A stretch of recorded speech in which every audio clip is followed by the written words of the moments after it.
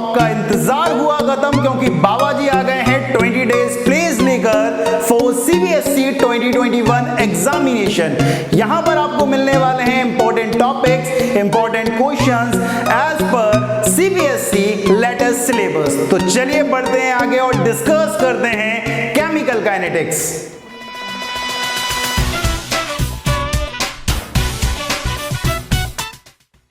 Chemical kinetics की अगर बात करें तो यहां से 2 या 3 मार्क्स के लगातार क्वेश्चन देखे जाते थे। इस बार का पैटर्न बिल्कुल बदल चुका है। हमारे पास एमसीक्यूज हैं और हमारे पास कुछ रिटर्न क्वेश्चंस आने वाले हैं, जहां पर अपन को थ्योरी लिखना पड़ेगा भाई। अब बात करते हैं कि हमारे पास जो केमिकल काइनेटिक्स है उससे जो डिलीटेड पोर्शन है उसकी बात करते हैं। यहां पर केमिकल काइनेटिक्स में हमारे कुछ पोर्शन डिलीट हो चुका है। अब वो पोर्शन क्या है? आपकी आरएनएस इक्वेशन, आपकी कोलिजन थ्योरी और आपका कॉन्सेप्ट ऑफ एक्टिवेशन एनर्जी। मतलब बहुत बड़ा पार्ट आपके सिलेबस से हट चुका है। अब बात करते हैं कि हमारा जो बचा हुआ पार्ट है वहां से किस तरह के वैरायटी ऑफ क्वेश्चन फ्रेम होंगे और उनका जवाब हम कितने आसान तरीके से दे सकते हैं। चलिए बढ़ते हैं आगे। केमिकल काइनेटिक्स में सबसे पहला टॉपिक हमारे पास आता है रेट ऑफ रिएक्शन। कि रेट ऑफ रिएक्शन क्या होता है? रेट ऑफ रिएक्शन होता है change in concentration of any species upon time taken during this change. कि किसी भी स्पीसीज की कंसंट्रेशन में कितना चेंज आया है और उसे कितना टाइम लगा है इस चेंज को आने में, वही क्या होता है भाई? रेट ऑफ रिएक्शन, जिसे आप स्मॉल आर से डिनोट करते हैं। Next point rate of reaction में आता है कि रेट ऑफ रिएक्शन हमेशा पॉजिटिव होती है यार। रेट ऑफ रिएक्शन कभी भी नेगेटिव नहीं हो सकती है, इसलिए मैं यहां पर प्लस और माइनस पहले से ही लगा देता हूं। प्लस ये इंडिकेट करने की कोशिश करता है कि टाइम के साथ साथ आपकी जो प्रोडक्ट है उसकी कॉन्सेंट्रेशन क्या होगी भाई? बढ़ेगी। आप एक बात जानते हो यार कि जब रिएक्शन होती है तो रिएक्शन में 2 कंपोनेंट होते हैं, एक रिएक्टेंट और एक प्रोडक्ट। अब यहां पर आप जानते हो रिएक्टेंट टाइम के साथ साथ कंसंट्रेशन कम होती है और प्रोडक्ट की कंसंट्रेशन टाइम के साथ साथ बढ़ती है। और चेंज तो आप जानते हो यार, चेंज क्या होता है? Final minus initial. आप जानते हो कि प्रोडक्ट की जो कंसंट्रेशन होने वाली है वो फाइनल कंसंट्रेशन ज्यादा होगी और इनिशियल कंसंट्रेशन क्या होगी? कम होगी। तो ये जो पॉजिटिव साइन है वो ये इंडिकेट करने की कोशिश कर रहा है कि टाइम के साथ साथ आपकी जो प्रोडक्ट है उसकी कंसंट्रेशन क्या होगी? बढ़ना स्टार्ट होगी। और ये जो नेगेटिव साइन है अपना, वो ये डिनोट करने की कोशिश कर रहा है कि टाइम के साथ साथ जो रिएक्टेंट है उसकी कंसंट्रेशन क्या होगी भाई? गिरना स्टार्ट होगी। आप जानते हो रिएक्टेंट पहले बहुत ज्यादा होगा, लेकिन जैसे जैसे टाइम बढ़ता जाएगा, जैसे जैसे टाइम बीतता जाएगा, वैसे वैसे रिएक्टेंट की जो कंसंट्रेशन होगी वो क्या होती जाएगी? कम होती जाएगी। और आप जानते हो अगर फाइनल जो कंसंट्रेशन है वो कम होगी तो आपका जो चेंज आएगा वो नेगेटिव आएगा। लेकिन एक बात आप जानते हो, आपने सुना हुआ है, आपको पता है कि रेट ऑफ रिएक्शन तो हमेशा पॉजिटिव होती है। अगर ये पॉजिटिव है तो रिएक्टेंट के केस में हमेशा मैं नेगेटिव लेके चलूंगा ना यार, क्योंकि नेगेटिव नेगेटिव क्या हो जाएगा? पॉजिटिव। तो रेट ऑफ रिएक्शन क्या हो जाएगी? पॉजिटिव। तो नेक्स्ट पहला पॉइंट ये आया है कि रेट ऑफ रिएक्शन क्या होता है? Change in concentration of any species upon time taken during this change. दूसरा पॉइंट रेट ऑफ रिएक्शन हमेशा पॉजिटिव होती है। थर्ड पॉइंट इसकी यूनिट की बात करते हैं, कंसंट्रेशन। अब कंसंट्रेशन की यूनिट क्या होती है? जैसे आपको पता होगा ठंडा मतलब कोका कोला, उसी तरीके से अगर कंसंट्रेशन वर्ड आए आपके सामने तो आपको समझना है कि कंसंट्रेशन का मतलब क्या होता है? मोलरिटी। जैसे ठंडा मतलब कोका कोला, उसी तरीके से कंसंट्रेशन मतलब मोलरिटी। तो मोलरिटी की यूनिट क्या होती है? मोल पर लीटर और यहां पर सेकंड, तो इसकी यूनिट क्या हो जाएगी? मोल पर लीटर पर सेकंड इसकी यूनिट आने वाली है। तो रेट ऑफ रिएक्शन में 3 पॉइंट याद रखना है। पहला पॉइंट क्या निकला है कि ये होता क्या है, दूसरा हमेशा पॉजिटिव होता है, और तीसरा इसकी यूनिट। ये रेट ऑफ रिएक्शन यहां पर खत्म होता है। नेक्स्ट जो टॉपिक है हमारे पास वो है रेट एक्सप्रेशन, कि रेट एक्सप्रेशन हम किस तरह से लिखते हैं भाई। किसी रिएक्शन का रेट एक्सप्रेशन, किसी रिएक्शन की हम रेट किस तरह से रिप्रेजेंट करते हैं। तो रेट ऑफ रिएक्शन को लिखने का अलग अलग तरीका होता है। कुछ लोग रिएक्टेंट के टर्म में नापते हैं, कुछ लोग प्रोडक्ट के टर्म में रेट ऑफ रिएक्शन को मेजर करते हैं। आप जानते हो यार कि जैसे रेट ऑफ रिएक्शन का दूसरा नाम जो है वो है वेलोसिटी ऑफ रिएक्शन, कि आपकी रिएक्शन की रफ्तार क्या है भाई, कितनी तेजी से आपकी रिएक्शन चल रही है उसे आपको मेजर करना है। आप दो टर्म में वहां पर मेजर करने की कोशिश कर रहे हो यार। पहला है आपके पास रिएक्टेंट के टर्म में कि आपका रिएक्टेंट टाइम के साथ साथ कितना कम हो रहा है, या दूसरा प्रोडक्ट के टर्म में नाप सकते हो कि टाइम के साथ साथ जो प्रोडक्ट है वो कितना बढ़ रहा है। तो पहले रेट ऑफ डिसअपीयरेंस के टर्म में नापते हैं कि रिएक्टेंट के टर्म में। रेट ऑफ डिसअपीयरेंस के टर्म में नापें, आप जानते हो जो रिएक्टेंट है वो टाइम के साथ साथ क्या होता जाएगा, डिसअपीयर होता जाएगा। तो यहां पर जो रेट ऑफ डिसअपीयरेंस आने वाला है नाइट्रोजन का वो क्या आएगा, minus change in concentration of N2 upon del T। यहां पर मैंने माइनस साइन पहले से ही लगाया है। क्यों लगाया है, क्योंकि रिएक्टेंट है, और रिएक्टेंट जो है भाई उसकी कॉन्सेंट्रेशन टाइम के साथ साथ कम होगी, तो ये चेंज जो आएगा वो नेगेटिव आएगा, और नेगेटिव नेगेटिव से मल्टीप्लाई होगा तो पॉजिटिव आने वाला है, क्योंकि रेट तो हमेशा क्या होती है, पॉजिटिव होती है।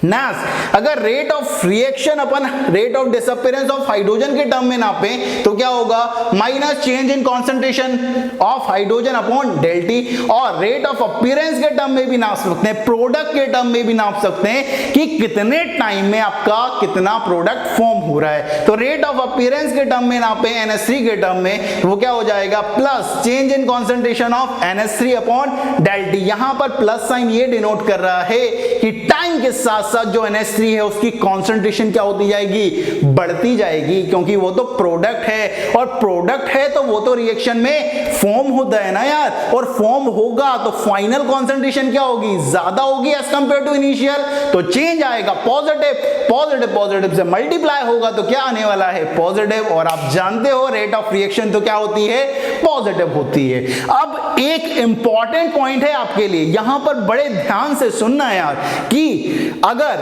आप इंडिविजुअल रेट ऑफ स्पीसीज को, अगर आप इंडिविजुअल रेट ऑफ स्पीसीज को उनके मोलर स्टोइचियोमेट्रिक कोएफिशिएंट से डिवाइड करते हो, जब भी आप रेट ऑफ डिसअपीयरेंस या रेट ऑफ अपीयरेंस की बात करते हो, यहां पर मोलर स्टोइचियोमेट्रिक कोएफिशिएंट का कोई रोल नहीं है। जैसे कि आप जानते हो नाइट्रोजन का मोलर स्टोइचियोमेट्रिक कोएफिशिएंट क्या है, 1, हाइड्रोजन का कितना है 3, NH3 का कितना है 2। लेकिन जब मैंने रेट ऑफ डिसअपीयरेंस या रेट ऑफ अपीयरेंस की बात करी, क्या मैंने मोलर स्टोइचियोमेट्रिक कोएफिशिएंट का यूज करा, नहीं करा यार। तो याद रखना है कि जब आप इंडिविजुअल रेट ऑफ स्पीसीज को डिनोट करते हो, उसका एक्सप्रेशन लिखते हो, तो उस केस में आप मोलर स्टोइचियोमेट्रिक कोएफिशिएंट का यूज नहीं करते हो।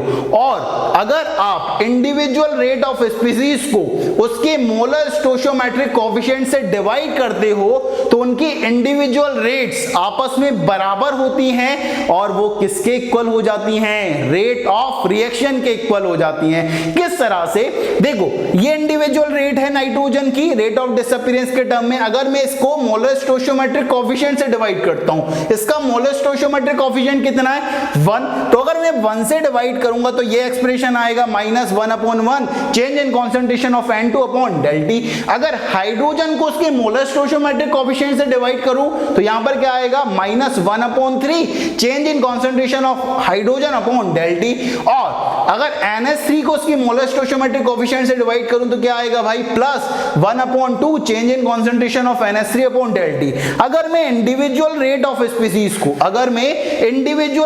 स्पीसीज को उनके मोलर स्टोइचोमेट्रिक कोएफिशिएंट से डिवाइड करता जा रहा हूं तो उनकी इंडिविजुअल रेट्स आपस में क्या हो रही हैं, बराबर हो रही हैं। और ये किसके बराबर आ रही है भाई, रेट ऑफ रिएक्शन के बराबर आ रही है। तो दूसरा कॉन्सेप्ट तुम्हारे सामने कि अगर इंडिविजुअल रेट ऑफ स्पीसीज को उसके मोलर स्टोइचोमेट्रिक कोएफिशिएंट से डिवाइड करोगे तो उनकी इंडिविजुअल रेट्स आपस में बराबर हो जाएंगी और वो किसके बराबर आएंगी, रेट ऑफ रिएक्शन के बराबर आएंगी। और दूसरा पॉइंट तुम्हारे काम का तो सुनो भाई कि जब भी आप रेट ऑफ डिसअपीयरेंस या रेट ऑफ अपीयरेंस की बात करोगे वहां पर मोलर स्टोइचोमेट्रिक कोएफिशिएंट का कोई रोल नहीं है।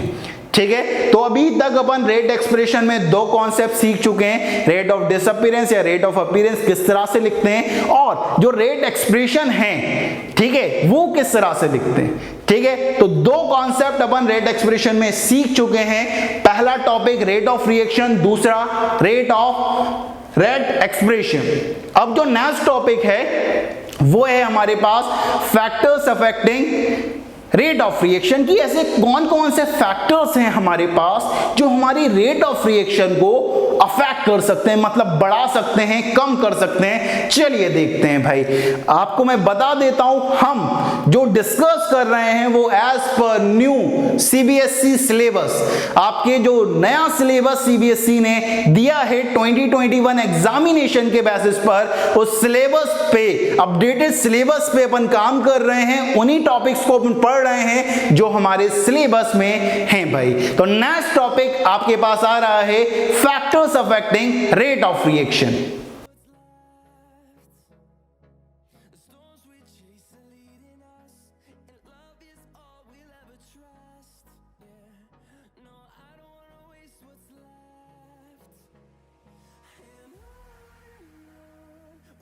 नेक्स्ट हमारे पास आता है यार factors affecting rate of reaction की। ऐसे कौन कौन से फैक्टर्स हैं जो हमारी रेट ऑफ रिएक्शन को अफेक्ट कर सकते हैं। तो अब हमारे पास सिर्फ दो फैक्टर हैं जो हमारे रेट ऑफ रिएक्शन को अफेक्ट करेंगे, पहला कॉन्सेंट्रेशन और दूसरा कैटलिस्ट। एक और अपन पढ़ते थे वो था टेम्परेचर, लेकिन टेम्परेचर इस साल से हट चुका है भाई, आपके सिलेबस का पार्ट नहीं है, इस बात का ध्यान रखें। तो सिर्फ हमारे पास दो फैक्टर बचते हैं, पहला फैक्टर है कॉन्सेंट्रेशन और दूसरा फैक्टर आता है कैटलिस्ट। तो पहला फैक्टर अपन स्टार्ट कर रहे हैं, dependence of rate of reaction on concentration, कि कॉन्सेंट्रेशन का रेट ऑफ रिएक्शन पर किस तरह की डिपेंडेंस है, किस तरह से वो अफेक्ट करेगा, उसकी बात करते हैं। तो अपन ने कई सारे एक्सपेरिमेंट करे यार, और एक्सपेरिमेंट करने के बाद हमें पता चला कि जब मैं कॉन्सेंट्रेशन को चेंज करता हूं, जब मैं क्या करता हूं, कॉन्सेंट्रेशन को चेंज करता हूं, तो मेरी rate of reaction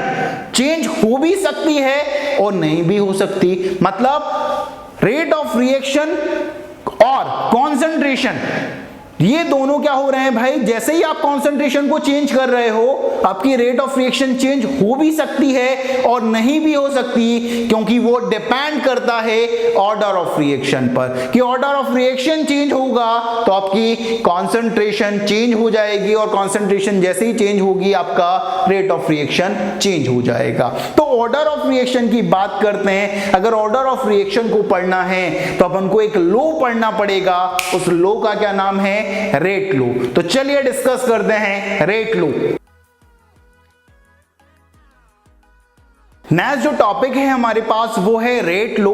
rate law को बड़े आसानी से समझने की कोशिश करते हैं। यहां पर एक एग्जांपल देखो, हमारे पास एक रिएक्शन है A + B गिव्स प्रोडक्ट। अब यहां पर इस लॉ के अकॉर्डिंग ये जो रिएक्शन है उसकी जो रेट होगी वो डायरेक्टली प्रोपोर्शनल होगी कॉन्सेंट्रेशन ऑफ A की power alpha into concentration of B की पावर बीटा। यहां पर A और B क्या है भाई, रिएक्टेंट है, और अल्फा और बीटा क्या है भाई, ऑर्डर ऑफ रिएक्शन है। यहां पर याद रखें कि ऑर्डर ऑफ रिएक्शन जो है, order of reaction with respect to A क्या है भाई, अल्फा है, विथ रेस्पेक्ट टू बी कितना है, बीटा है। So overall order of reaction क्या हो जाएगा, ओवरऑल ऑर्डर ऑफ रिएक्शन होगा हमारे पास कितना, अल्फा प्लस बीटा।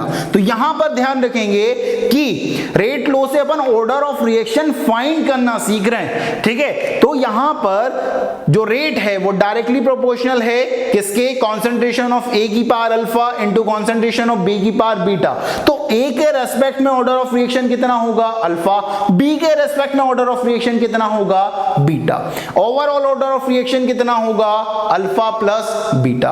अब इस इक्वेशन को मैं आगे बढ़ाने की कोशिश करता हूं। यहां देखें कि अगर इस प्रोपोर्शनलिटी साइन को हटाता हूं, यहां पर मैं क्या कर रहा हूं, इस प्रोपोर्शनलिटी साइन को हटाता हूं तो एक कांस्टेंट लाता है मेरे पास। तो R इक्वल टू के इंटू कॉन्सेंट्रेशन ऑफ ए की power alpha into concentration of B की पावर कितना, बीटा। तो यहां पर एक नया कांस्टेंट हमारे पास आया है के का मतलब क्या होता है, के होता है हमारे पास क्या, रेट कांस्टेंट। क्या होता है भाई, रेट कांस्टेंट हमारा R के होता है, और इसे कभी कभार आप क्या बोलते हो, वेलोसिटी कांस्टेंट भी कहते हैं यार, क्योंकि आप रेट ऑफ रिएक्शन को वेलोसिटी ऑफ रिएक्शन से भी डिनोट करते हो। तो यहां पर ये रेट कांस्टेंट है और इसे दूसरा नाम क्या कहा जाएगा, वेलोसिटी कांस्टेंट। तो दूसरा नाम है इसका वेलोसिटी कांस्टेंट। तो रेट लो निकल के आ चुका है हमारे पास, R इक्वल टू के ए की पावर अल्फा इंटू बी की पावर बीटा। रेट लो हमारे लिए बहुत इंपॉर्टेंट है। अगर आपको रेट लो लिखना आता है तो आगे आने वाले जो क्वेश्चंस हैं आप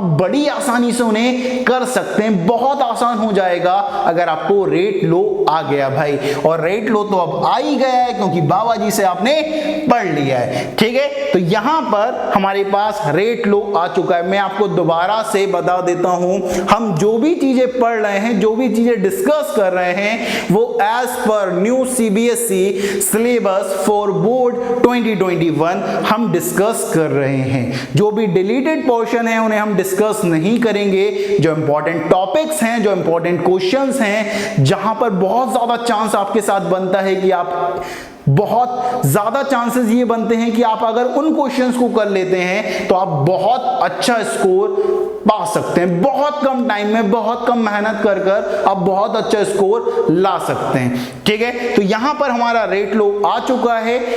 अभी तक अपन जो डिस्कस कर चुके हैं वो पढ़ चुके हैं rate of reaction, rate expression, rate of disappearance या रेट ऑफ अपीयरेंस लिखना, रेट एक्सप्रेशन लिखना, और next factors affecting rate of reaction में कॉन्सेंट्रेशन की बात कर रहे थे। कॉन्सेंट्रेशन में ये देखा कि कॉन्सेंट्रेशन चेंज करने पर रेट ऑफ रिएक्शन चेंज हो भी सकती है, नहीं भी हो सकती। ये किस बात पर डिपेंड कर रही थी, ऑर्डर ऑफ रिएक्शन पर। ऑर्डर ऑफ रिएक्शन को पढ़ना है तो रेट लो पढ़ना पड़ेगा। तो हमारे पास रेट लो आ चुका है। अब रेट लो में आगे अपन को क्या क्या पढ़ना है उसकी बात करेंगे, लेकिन उससे पहले लो आप इसका स्क्रीनशॉट।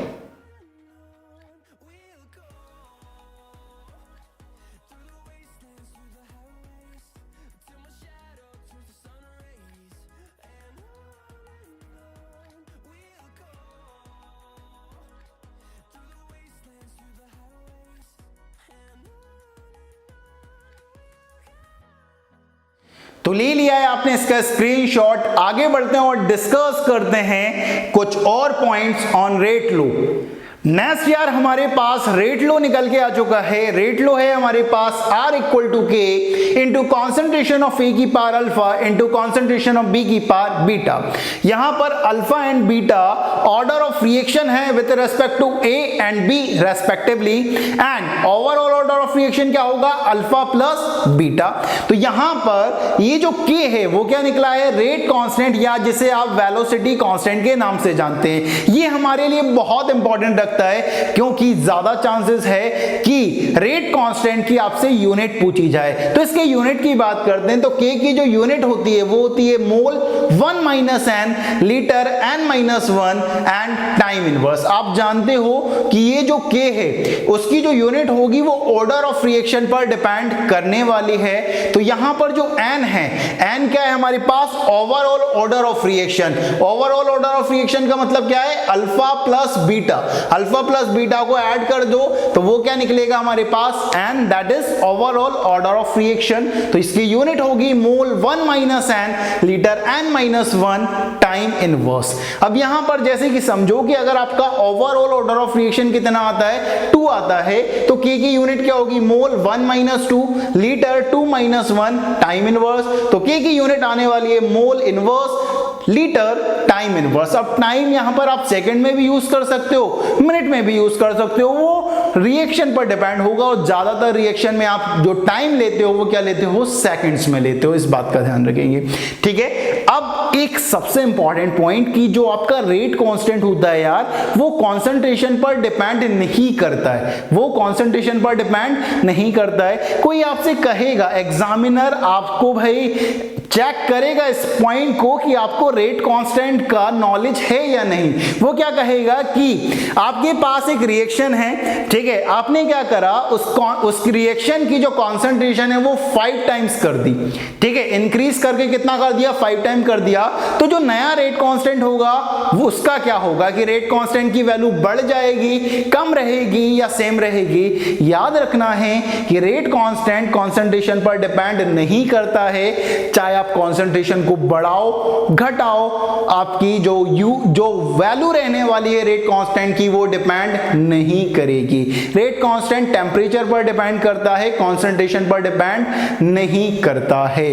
तो आज अपन ने कई सारी चीजें सीखी, नए नए कॉन्सेप्ट सीखे, और यहां पर जो अपन डिस्कस कर रहे हैं वो as per new CBSE syllabus for board examination 2021 के लिए अपन डिस्कस कर रहे हैं। सबसे पहले अपन ने क्या सीखा कि रेट ऑफ रिएक्शन क्या होती है, रेट एक्सप्रेशन किस तरह से लिखा जाता है, रेट ऑफ डिसअपीयरेंस या अपीयरेंस, जो रेट ऑफ डिसअपीयरेंस या अपीयरेंस है वहां से क्वेश्चन फ्रेम होगा, और जैसे ही आप रेट ऑफ डिसअपीयरेंस या अपीयरेंस फाइंड करोगे और उनको इंडिविजुअल रेट्स को अगर उनके मोलर स्टोइचियोमेट्रिक कोएफिशिएंट से डिवाइड करते हो तो वो इंडिविजुअल रेट्स आपस में बराबर हो जाती हैं और वो रेट ऑफ रिएक्शन के बराबर आती हैं। इस कॉन्सेप्ट से आपसे क्वेश्चन न्यूमेरिकल फ्रेम होने वाला है, इस बात का ध्यान रखेंगे।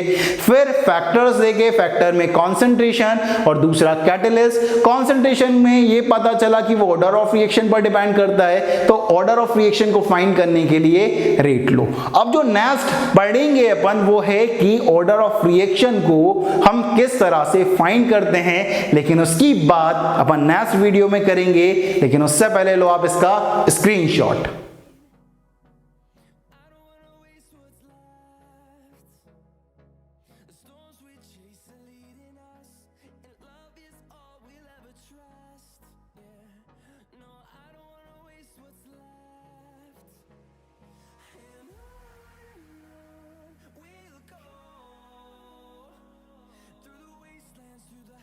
तो ले लिया है आपने इसका स्क्रीनशॉट, और आज अपन ने कई सारी चीजें देखी केमिकल काइनेटिक्स में। अब इसके जो आगे वाला पार्ट है that is order of reaction, हम किस तरह से फाइंड करते हैं, जो डिफरेंट मेथड आते हैं ऑर्डर ऑफ रिएक्शन के लिए, और वहां से डेफिनेटली एक क्वेश्चन फ्रेम होता है, उसकी हम बात करेंगे। लेकिन उसकी बात हम करने वाले हैं नेक्स्ट वीडियो में। तो इस वीडियो में बाबा जी की तरफ से इतना ही।